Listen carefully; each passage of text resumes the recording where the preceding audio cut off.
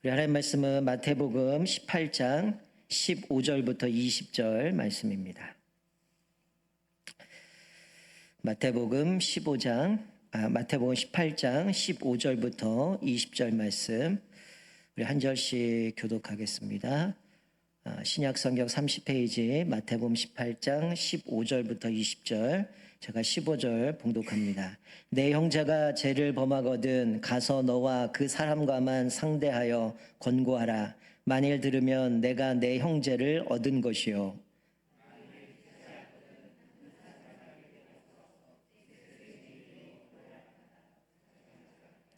만일 그들의 말도 듣지 않거든 교회의 말하고 교회의 말도 듣지 않거든 이방인과 세리와 같이 여기라.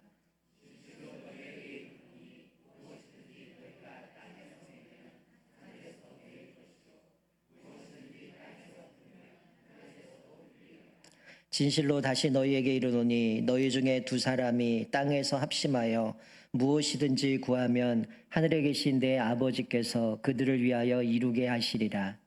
두세 사람이 내 이름으로 모인 곳에 나도 그들 중에 있느니라. 아멘. 사실 오늘 되게 고민을 많이 한 날입니다. 아침부터 계속 고민이 있었고, 사실 오늘 계속 제 마음의 고민 중에 하나가 오늘 설교를 좀 부목사님들께 맡길까, 그런 고민하다가 그냥 올라왔습니다. 아마 제가 얘기를 안 해서 아시는 분도 있을 거고 모르는 분도 모르겠지만, 지금 한국교회가 지금 어떻게 보면 지금 두 개로 쪼개져서 싸우고 있는 상황들입니다. 우리가 지난주에 이제 동성애 관련해 서명을 했지만, 우리 총회적으로 결의 때문에 이번 주 주일날 오후 2시에 광화문에서 이제 예배를 드리기로 결의를 했습니다. 근데 저는 제 개인적인 신앙적인 관점도 있고 또 저희 생각도 있고 또 우리 여전도 헌신 예배가 있기 때문에 저희는 가지는 않지만, 그 문제로 한국교회가 싸움이 났어요. 가야 되냐 말아야 되냐. 또 한편에서는 안 가면 안 가는 사람들을 이단 취급하기도 하고, 또 나가는 사람들은 이 지금 심각한 동성애 차별금지법이 이렇게 심각한데 이러고 멈춰 있어야 되느냐, 이거보다 더 중요한 게 뭐냐, 이런 얘기가 오가면서 서로 그냥 여러 사람들이 이쪽도 저쪽도 나름대로 논거를 가지고 주장을 하지만 어쨌든 이 문제로 인해서 한국교회가 지금 싸움이 났어요. 그래서 계속 페이스북이든 SNS도 올라오는 글들을 보면 이쪽 저쪽에서 이야기를 하다 보니까 사실은 좀 교회 안에도 그런 두 패로 갈라진 교회도 있고요.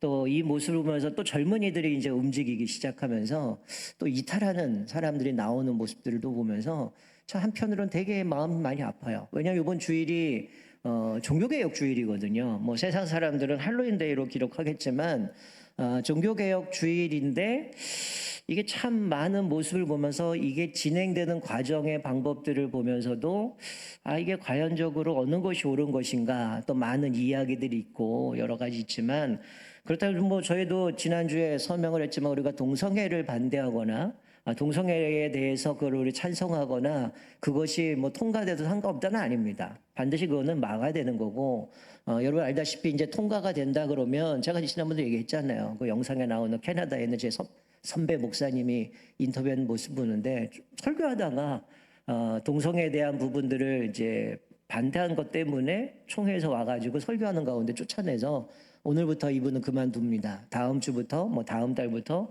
새로운 목사를 파견할 겁니다. 그래서 목사가 바뀐 상황들이 있고, 미국은 좀 더 심각한 모습들이 있는데, 문제는 진짜 이게 중요한 모습이긴 하지만 좀 한편으로는 이 문제를 좀 지혜롭게 풀어갔으면 좋지 않았나라는 생각이 들고, 또 꼭 하필이면 그게 주일이어야 되는가라는 생각도 듭니다. 만약에 토요일이라 했다면 저도 나갔을 것 같긴 한데, 어쨌든 여러 가지 이슈들이 아직도 있고 해결되지 않는 문제들이 있는데, 이따가 좀 기도하면서도 같이 나누겠지만, 좀 이따가 기도 제목 나누겠지만, 이 일 때문에 한국교회가 다시금 세상 속에서 비판받지 않았으면 좋겠고요. 또 젊은이들이 또 교회를 이탈하지 않았으면 좋겠고, 또 이것 때문에 교회가 또 분란이 나지 않았으면 좋겠어요. 정치권도 지금 양쪽 싸워가지고 계속 정말 민생이 중요한데 그건 해결하지 않고 계속 싸우고 있는데, 지금 교회마저도 하필이면 종교개혁 주일에 뭔가 개혁을 기치를 가지고 나오긴 했는데 지금은 교회가 서로 양분화되어져서 지금 싸우는 모습 가운데 좀 상당히 어려운 부분들이 있습니다. 오늘 본문 말씀을 가지고 우리가 종교개혁 주일을 이제 맞이하면서 또 주일날도 말씀을 나누겠지만 오늘 말씀을 가지고 좀 같이 살펴보고 좀 기도 제목을 가지고 기도했으면 좋겠어요. 아마 오늘이 10월 마지막 금요일이 될 것 같고요. 이제 11월이 되면 저희가 다니엘 기도회를 하니까 아마 11월 22일이 돼야 금요 기도회를 같이 모이면서 기도하겠지만 물론 다니엘 기도회 때 여러 가지 기도 제목 가지고 포괄적으로 많은 것들 기도하게 될 겁니다. 오늘 본문 말씀을 가지고 좀 우리의 자신들 또 교회 리더들을 좀 같이 기도하는 시간을 가졌으면 좋겠는데요. 자, 18절 말씀 보면 이렇게 기록하죠. 진실로 너희에게 이르노니 무엇이든지 너희가 땅에서 매면 하늘에서도 매일 것이요 무엇이든지 땅에서도 풀면 하늘에서도 풀리리라. 여러분 사실 오늘 본문 말씀 전에 한번 제가 지나가다가 한번 이 말씀을 드렸는데 사실 오늘 본문 말씀 많은 분들이 상당히 오해하고 있는 본문 중에 하나입니다. 여기 18절만 따로 떼놓고 보면 기도와 관련된 것 같지만 사실은 전후 문맥을 살펴보면 오늘 본문은 기도와 관련된 본문이기도 하지만 진짜 주제는 그게 아니라는 걸 우리가 알게 되죠. 15절부터 20절이 한 단락인데 여러분 오늘 읽은 5절 앞에 보면 10절부터 14절에 예수님이 어린 양 한 마리를 잃어버린 양의 비유를 듭니다. 그래서 100마리 중에 한 마리를 잃어버리면 산에다가 99마리를 남겨놓고 그 잃어버린 양을 찾아 나서지 않겠느냐라고 말씀하면서 한 마리의 영혼, 즉 한 마리의 양이 얼마나 소중한가를 이 비유로 들어가면서 그 영혼의 소중함을 말씀해 주고 있어요. 그리고 나서 15절에 이렇게 말씀하죠. 내 형제가 죄를 범하거든 가서 너와 그 사람과만 상대하여 권고하라. 만일 들으면 내가 내 형제를 얻을 것이요. 이렇게 말씀합니다. 지금 잃어버린 양 한 마리를 이야기하는 게 바로 이 형제와 연결시켜서 말씀하고 있는 거죠. 즉 무슨 얘기냐면 만일 형제가 범죄했을 때라고 하는 거죠. 즉 이 형제가 범죄했을 때 이 일을 어떻게 처리해야 되는가, 그냥 범죄했으니 버려야 되는가, 그것이 아니라 예수님은 4단계로 이것을 말씀해 주고 있어요. 먼저 15절 보면 죄 범한 사람을 먼저 개인적으로 찾아가서 권면하라고 말씀해 줍니다. 그러니까 이 17절 말씀을 보면 이게 이제 뭐 출교하라는 이야기가 나오는 거 보니까 이게 그냥 일반적인 죄라기보다는 공동체의 심각한 죄를 범한 상황을 놓고 이야기를 하는 거죠. 먼저는 죄를 범한 사람을 개인적으로 찾아서 권면하라는 거죠. 왜 개인적으로 권면하라고 그럴까요?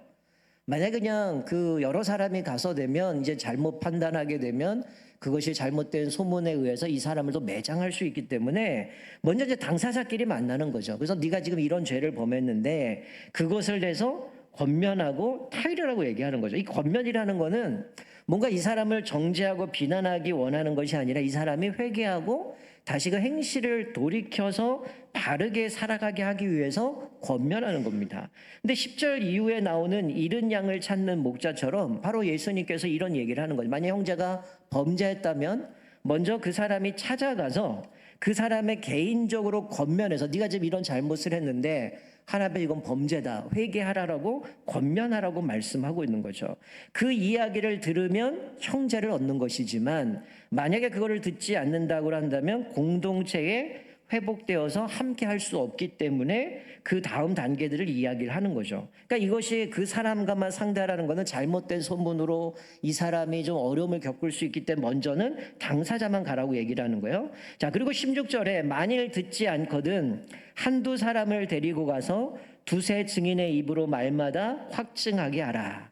여러분 듣지 않으면 먼저 내가 개인적으로 당사자가 가서 권면했을 때 듣지 않을 때 두세 사람이 가라는 거죠. 이거는 우리 모세 율법에 있는 것처럼 뭔가를 판단할 때 두세 증인이 가라고 이야기하는 것을 그대로 따라가서 여기서 증인은 이 죄를 목격한 사람이 아니라 수긍하지 않는 그 사람의 죄를 확인할 지도자들을 데려가는 거야.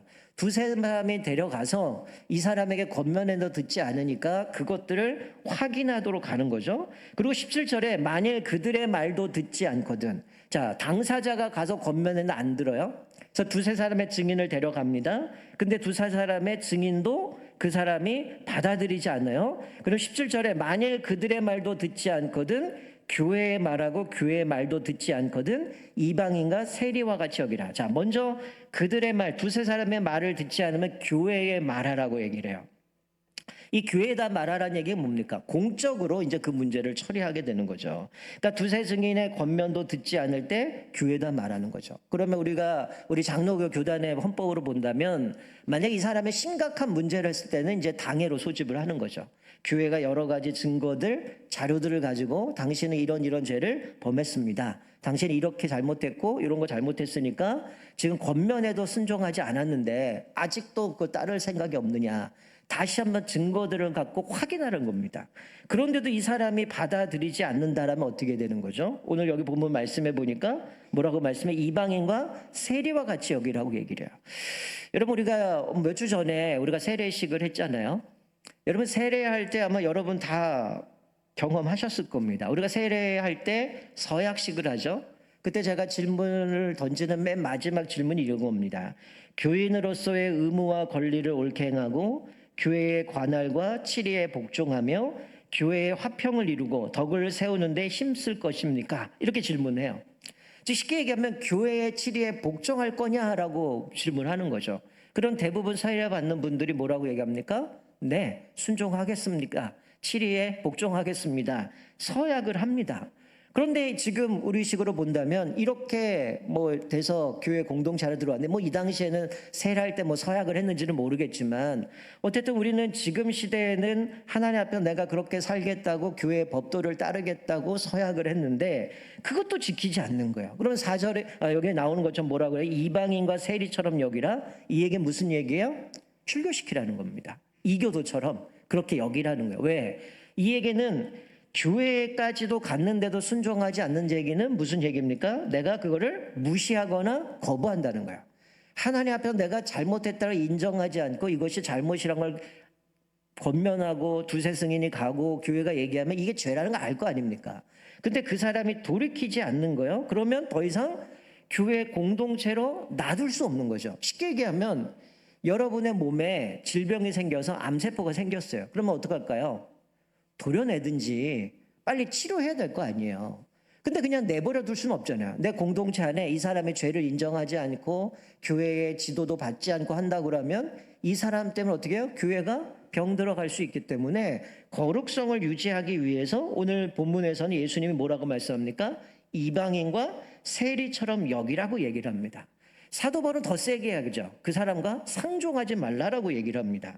그리고 나서 우리가 땅에서 매면 하늘에서 매일 것이고 땅에서도 풀면 하늘에서도 풀릴 것이라고 말씀하죠. 이거는 마태복음 16장 19절에 예수님께서 제자들에게 사람들이 나를 누구로 하느냐? 더러는 선지자다, 엘리야다 이렇게 얘기했을 때 그러면 너희는 나를 누구로 하느냐? 베드로 고백하고 주는 그리스도시요 살아계신 하나님의 아들입니다라고 고백했을 때 예수님이 베드로를 칭찬하면 이거는 네가 알게 아니라 하나님이 알게 하셨다고 말해서 이런 얘기를 해요. 내가 천국 열쇠를 내게 주리니 내가 땅에서 무엇이든지 매면 하늘에서도 매일 것이요 내가 땅에서 무엇이든지 풀면 하늘에서도 풀리리라. 이 말씀을 다시 한번 이곳에서 말씀하시는 거는 지금 이것이 뭐예요? 이것이 교회에 주신 권세라고 얘기하는데 즉 이거는 교회가 이것을 유죄냐 무죄냐 결정하는 권위가 아니라 이 교회 공동체의 구성원으로 받을 거냐 말 거냐를 결정하는 권세를 교회에 주셨다라고 말씀하는 거죠.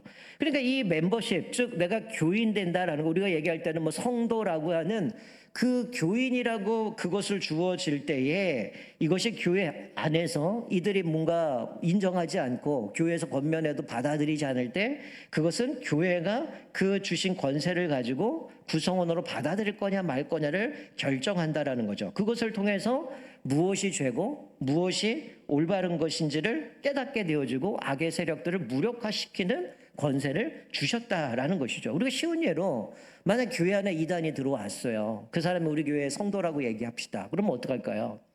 회개하지도 않고 돌이키지도 않아요. 그러면 어떡합니까? 출교해야 되잖아요.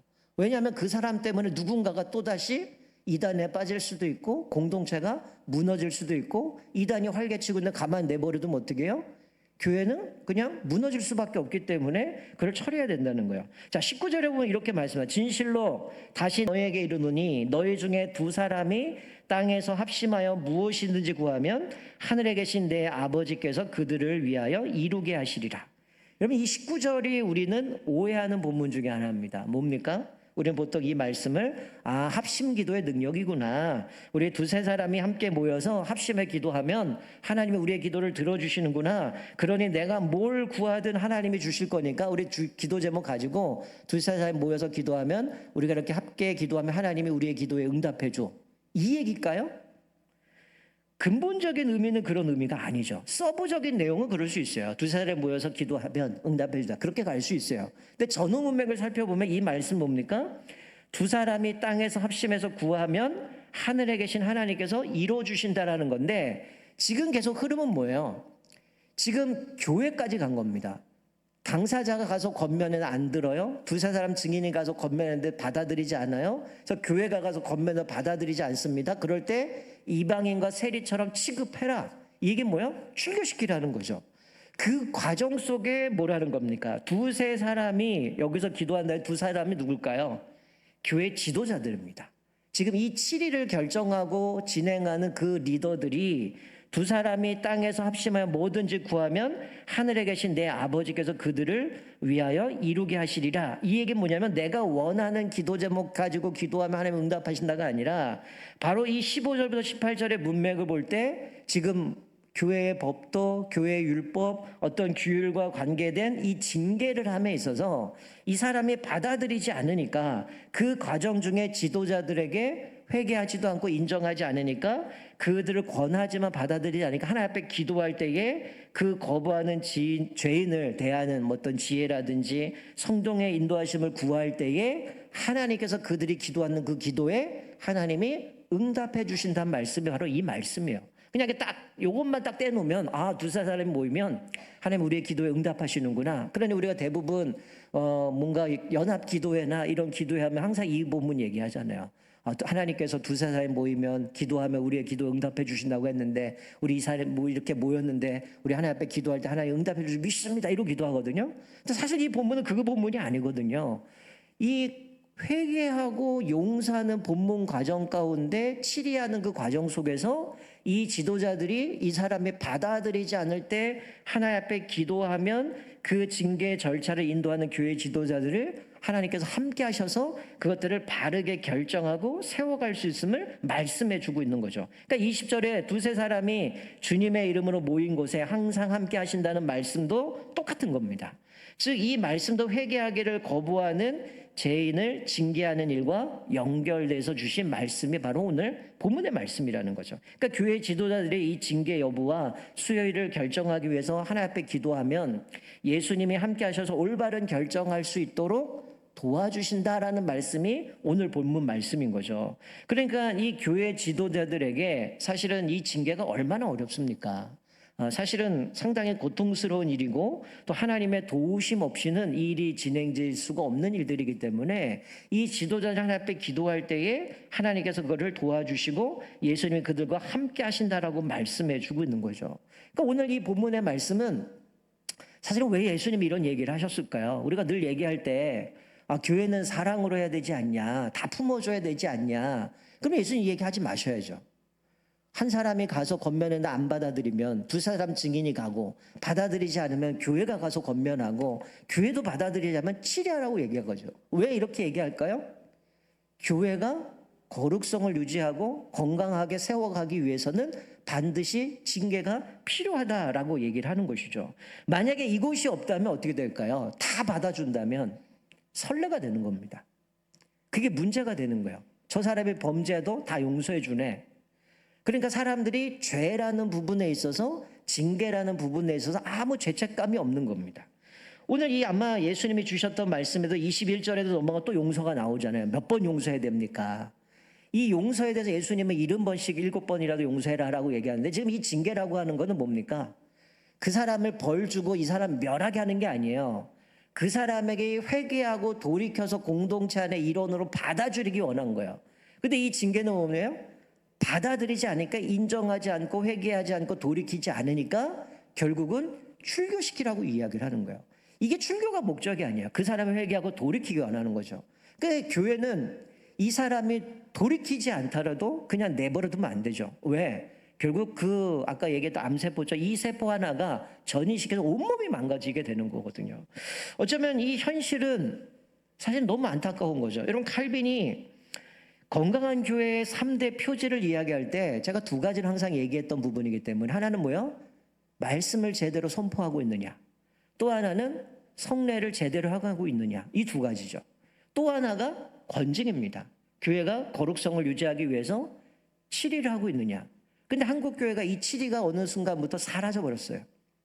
이런 대부분 한국 교회의 문제는 목사가 한 90% 사고 칩니다. 왜 그러냐면 성도들에게 말씀을 제대로 가르치지 않기 때문에 성도들이 말씀대로 살아가지 않아요. 죄를 죄라고 얘기하지 않아요. 이 동성애도 문제가 되는 거는 결국 이게 통과되면 더 이상 목사가 이것이 죄라고 얘기할 수 없기 때문에 문제가 돼요. 그렇기 때문에 그걸 막아야 되지만 그 절차나 과정도 바른 방법들로 가야 되는 상황들이기 때문에 여러 가지 이슈들이 있는 부분인데, 이 교회 3대 표지라고 할 때 이 건징이라는 거죠. 건징이 사라진 이유가 뭘까요? 죄송한 얘기지만 정직되거나 목사가 그 직이 정직이 되거나 아니면 면직됐는데 어느 날 보면 교단이 옮겨갔어요. 다른 교회 가서 개척을 합니다. 또 목회를 합니다. 또 성도가 나름대로 직분을 받아서 여기서 열심히 섬기다가 문제가 있어요. 근데 돌이키지 않아요. 뭐 자기 자존심도 있을 거고 인정하기 싫을 거고, 그러다 보니까 자기가 내려놓지 않고 결국 회개하지 않고 교회를 떠납니다. 또 어느 날 봤더니 옆 교회 가서 또 장로하고 있어요. 이러다 보니까 교회가 치리를 못하는 거야. 그리고 사실은 이명을 하면 뭐 해야 돼요? 교회를 옮겨가게 되면 이명서 떼갖고 와야 되잖아요. 그리고 이 사람이 제대로 신앙생활을 했는지 아니면 문제가 있는 것은 없는지 확인을 하고, 문제가 있으면 받아들이지 말아야 되는데 어느 순간부터 이제는 그게 없어져 버린 거예요. 다 깨져버리고 그냥 오면 받아주고 그 다음 날부터 또 직분을 갖고 살아가고, 이러다 보니까 교회가 거룩성이 점점 깨져버린 겁니다. 어쩌면 한국교회의 가장 심각한 문제는 이 문제예요. 거룩성을 지키기보다는 그냥 좋은 게 좋은 거라고 그냥 사랑으로 다 품어야 된다고 이러다 보니까 진짜 교회의 순수성을 잃어버리고 거룩성을 잃어버린 겁니다. 여러분, 제가 제일 싫어하는 것 중에 하나가 목사들이 설교를 하는데 자기 주장을 관철시키기 위해서 그냥 성경 말씀 갖다가 그냥 증거 삼아서 이야기하는 거예요. 저는 제일 초점을 맞추고 있는 게 뭐냐면 과연 성경 본문이 이 말씀을 하고 있느냐는 거죠. 정말 성경이 우리에게 얘기하신 그 원뜻이 뭔가를 찾아가는 게 제 사명이라고 생각해요. 왜냐하면 우리가 성경을 지금까지 너무나 많이 잘못 이해했고 성경을 바로 알지 못하기 때문에 그냥 귀에 걸면 귀걸이, 코에 걸면 코걸이 식으로 잘못된 해석해서 자기 합리화시킬 때가 참 많다라는 거예요. 그래서 저도 늘 말씀 묵상하면서 또 깨달아야 되고 배워야 되지만 저도 가끔 당황할 때가 있어요. 제가 잘못 알았구나, 잘못 가르쳤구나. 이러면 얼마나 충격인지 몰라요. 제가 길을 잘못 내면 사람들 그 길을 걸어가게 되어 있기 때문에 할 수만 있다면 정말 성경 말씀이 그걸 얘기하는가? 정말 그 본문이 저걸 이야기하는가? 저는 늘 그 의문을 갖고 있거든요. 정말 이 말씀이 그것을 원하는가? 그러면 우리의 시대에 이 말씀을 어떻게 적용해야 되는가? 그것을 살펴보게 되어지는데, 여러분, 건강한 성도는 그래서 끊임없이 말씀 앞에 나를 돌아보는 겁니다. 여러분, 종교개혁이 시작된 루터가 이 반박문을 붙이면서 면죄부 파는 그 과정 꺼냈던 그 5가지의 솔라라는 게 있어요. 그게 뭐냐면 오직 성경이에요. 말씀으로 돌아가자는 거야. 그 시대는 사제들만이 자기들만 알아들이는 라틴어로 성경을 기록된 거를 자기들만 읽었는데 성경도 잘 읽지도 않았고 성경도 잘 몰랐고, 그러니 이게 진짜인지 아닌지 잘못됐는지도 모르고 그런 상황 가운데 루터가 그거를 그들이 읽을 수 있는 독일어 성경을 번역하고 그 말씀으로 돌아가자고 해서 오직 성경으로 돌아가자는 거예요. 오직 성경, 오직 믿음, 오직 예수, 오직 은혜, 모든 것은 하나님의 영광을 위하여, 이렇게 5가지를 주장으로 달려왔는데 어느 순간부터 말씀은 그냥 사람들의 귀에 즐겁게 하기 위해서, 그들이 원하는 것을 이야기하기 위해서 그냥 보조자로 삼길 때가 많아요. 가장 충격적인 건 뭐냐면 목사들 중에도 성경의 절대적인 무호성을 인정하지 않는 목사가 많습니다. 성경을 믿음으로 해석하지 않고 그냥 어떤 그냥 좋은 교훈으로 받아들이는 목사도 있다라는 거예요. 이게 얼마나 충격적인지 모릅니다. 여러분, 미국에 있는 수많은 교단들이 성경 무호성을 인정하지 않아요. 성경은 이게 오류가 없다고 인정하지 않습니다. 그러니 이게 뭐 예수님 무리를 걸었다, 이건 뻥이니까 이건 찢어버려야 되고 이건 받아들일 수 없어, 다 찢어버려 갖고 나온 게 비신화라고 얘기를 해서 우리가 받아들일 수 있는 것만 성경으로 받아들이자. 이게 요즘 현대 신학에 흘러가는 모습들인데, 여러분, 지금 한국교회도 수많은 목사들이 그런 얘기를 합니다. 어떤 목사는 그런데요, 자기가 몇십 년을 목회했는데 그분이 그런 얘기를 해요. 나는 성경이 안 믿어진다는 거예요. 여러분, 그게 어떻게 목사입니까? 성경도 안 믿어지는데 뭔 얘기를 했겠어요? 그냥 뭐 화해해라, 사랑해라, 뭐 이런 얘기만 더 했겠죠. 정말 예수님의 부활과 십자가의 죽으심과 이런 것들 믿었겠습니까? 이게 한국교회 지금 심각한 문제는 말씀에서 벗어나고 있다는 거예요. 점점 옛날에 벌써 10년 전에 미국에 가장 유명했던 설교는 우울증 안 걸리는 법, 재테크 잘하는 법, 행복하게 사는 법, 이게 설교 주제라고 하면서 전혀 말씀과 상관없는 이야기를 하다가 흘러가 버리는 모습을 했는데, 지금 한국교회가 그런 모습을 흘러가요. 죄에 대해서 얘기하지 않습니다. 저는 개인적으로 죄송한 얘기지만, 이건 뭐 녹화도 되고 또 유튜브 나가겠지만, 저는 지금 동성애도 심각하지만 진짜 심각한 목사들이 회개해야 돼요. 목사들이 말씀대로 살지 못했잖아요. 여러분, 여러분들이 제 설교를 들으면 이 말씀보다 제일 먼저 뭘 볼까요? 목사는 어떻게 살아가는가? 목사는 말씀대로 순종하고 살아가는 삶을 볼 거 아닙니까? 근데 끊임없이 계속 뉴스나 매스컴에 등장하는 건 뭐예요? 목회자들이 얼마나 도덕적으로 타락했고 말씀대로 살지 못했고, 그런데도 전혀 그 부분에 대해서 회개도 없는 거, 그냥 그만두면 좀 지나면 또 딴 교회 가서 목회하고 있잖아요. 왜 그거를 제동을 안 걸죠? 분명히 잘못된 건 잘못됐다고 얘기해야 되고, 제동을 걸다 크게 깨지다 보니까 엉망이 돼버린 거죠. 어쩌면 우리가 이 종교개혁을 앞두면서 오늘 예수님께서 주셨던 이 말씀은 교회의 순수성, 거룩성을 유지하기 위해서 죄에 대한 부분들 분명하게 얘기해야 되고 회개하도록 돌이켜야 되는데, 그 과정에 돌이키지 않았을 때 이런 방법까지 가게 되는 거죠. 여러분, 우리 헌법에도 이 건징에 대한 여러 가지 절차들이 있습니다. 처음에는 뭐 권계라고 해서 타일러서 훈계하고 충고하는 단계가 있고, 그거를 받아들이지 않는 좀 더 센 게 견책이라고 있어요. 그건 잘못을 꾸짖고 나무라는 겁니다. 거기서도 듣지 않는 수찬정죄, 성찬식에 참여하지 못하도록 하는 겁니다. 그리고 나서도 안 되면 목사 같은 경우는 뭐 직분 받은 사람은 정직이죠. 그 직을 정지시키는 겁니다. 그래도 안 들으면 면직이에요. 파면시키는 겁니다. 그럼 면직된 목사가 아니에요. 장로가 아니에요. 그냥 평신도인 거예요. 근데 그래도 또 가서 나가서 뭐 어디 가서 또 다른 교단을 옮겨가고 그래서 목회를 하다 보니까 이게 한국교회가 문제가 돼버리는 거예요. 여러분, 리더십은 오늘 장로님, 안수집사님들 오늘 특성하고 교회 리더로 세워지지만, 우리가 기억해야 될 것은 목사도 마찬가지예요. 리더십은 포지션이 아니에요. 펑션입니다.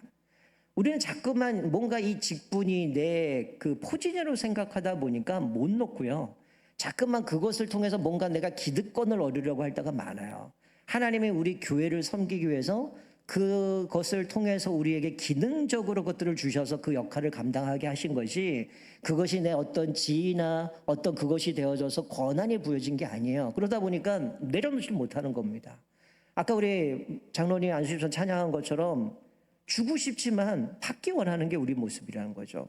섬겨야 되는 섬기기보다는 대접받기 원하고 내가 영광 받으려고 하는 모습을 보는 거죠. 세례요한은 뭐라고 해야 합니까? 그는 흥하야겠고 나는 쇠하여야 하리라. 저도 마찬가지고 우리 그리스도인들이 하나님의 영광을 위해서 하는 것보다는 오히려 내가 영광받고 내가 사람에게 인정받아야 되고, 내가 사람들이 알아주지 않으면 그것 때문에 섭섭해하고 삐지고, 이게 다 뭡니까? 잘못된 리더십으로 흘러갔기 때문에 그 모습으로 가고 있는 거라는 거죠. 특별히 우리가 오늘 말씀을 기억하면서 진짜 중요한 거는, 우리 스스로가 하나님 앞에서 죄를 깨달았을 때는 회개하셔야 된다는 거예요. 이 절차를 보면 한 명이 오고 두세 사람이 오고 교회가 오고 나중에는 완전히 출교까지 가는 거면 결국 뭡니까? 유기당한 거거든요. 하나님 버리신 거거든요. 안 돌이키니까. 이 사람 회개하지 않으니까 결국 버리신 겁니다.